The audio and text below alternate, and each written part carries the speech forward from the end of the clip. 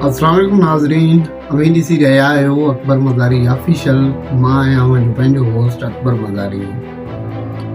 अॼु जे टॉपिक में असीं ॻाल्हायूं था त पाकिस्तान में हर थींदड़ दहशतगर्दी वाक़िअनि जा पेरा हमेशह अफ़गानिस्तान तरफ़ वेंदा आहिनि। अफ़गानियुनि सां हमेशह पाकिस्तान भाइरनि वारो सलूक कयो। पाकिस्तानियुनि अफ़गानिस्तान जे भलाई लाइ केतिरियूं जाननि जूं कुर्बानियूं ॾिनियूं आहिनि।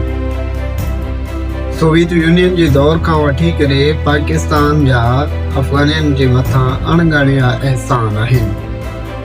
40 सालनि ताईं पाकिस्तान अफ़गानिस्तान जे पनाह गुज़ीरनि जो मेज़बान रहियो आहे। उन्हनि जे हर दुख सुख में उन्हनि जो साथ ॾिनो आहे, लेकिन अफ़गानियुनि हमेशह पाकिस्तान सां धोखो कयो आहे।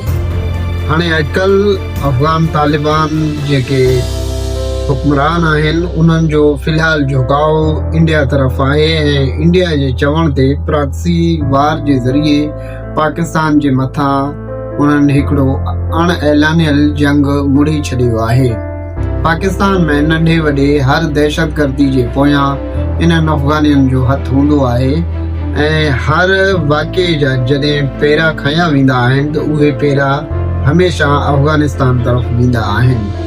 हाणे जेको बनू कैंट ते जेको हमिलो थियो आहे, उन जा जेके तफ़सील आहिनि उहे कुझु हिन रीति आहिनि। वधीक में मुलाहिज़ा कयो ही जेको Bismillahirrahmanirrahim.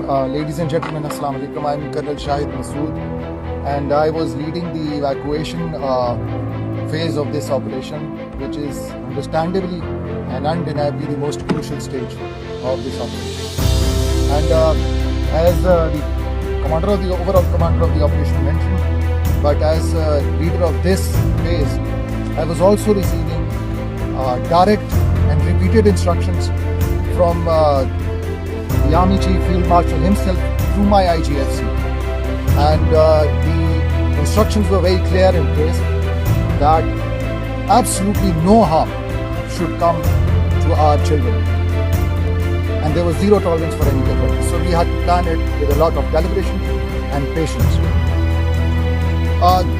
When this evacuation operation was planned, the enemy was fixed and pinned in the academic block, but we could access all the houses that were around those blocks.